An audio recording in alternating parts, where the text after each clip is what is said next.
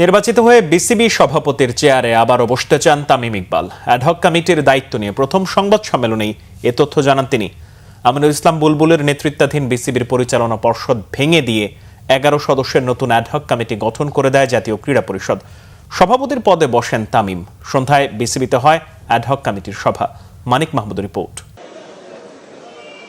Bangladesh cricket বোর্ডের ad hoc কমিটির সভাপতির দায়িত্ব পেয়ে সন্ধ্যায় বিসিবিতে আসেন তামিম। তার সাথে আসেন কমিটির আরও বেশ কয়েকজন সদস্য। বৈঠকে বসেন তারা। ফাহিম সিনহা, আতহার আলী খান সহ বেশ কয়েকজন বিদেশে থাকায় অনলাইনে অংশ নেন তারা। বৈঠক শেষে কমিটির কর্মপরিকল্পনার কথা জানান তামিম। 2026 টি-20 বিশ্বকাপে খেলতে না পারায় বাংলাদেশি ক্রিকেটের যে ভাবমূর্তি ক্ষুণ্ণ হয়েছে তা ফিরিয়ে আনতে চান তিনি। লাস্ট 1-1.5 বছরে যে রেপুটেশন ড্যামেজ হয়েছে বাংলাদেশের ক্রিকেটের, এই ক্রিকেটের রেপুটেশনটা ঠিক করা হলো আমাদের সবচেয়ে important.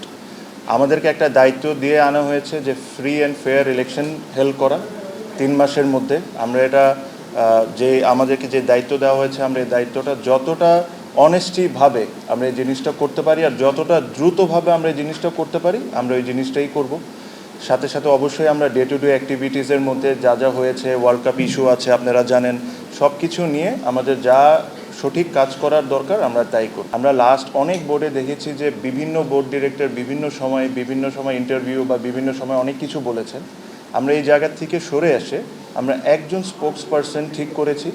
Anything to do with the board please contact him. ওটা আমরা সিদ্ধান্ত নিয়েছি ওটা তানজিল ভাই হবে।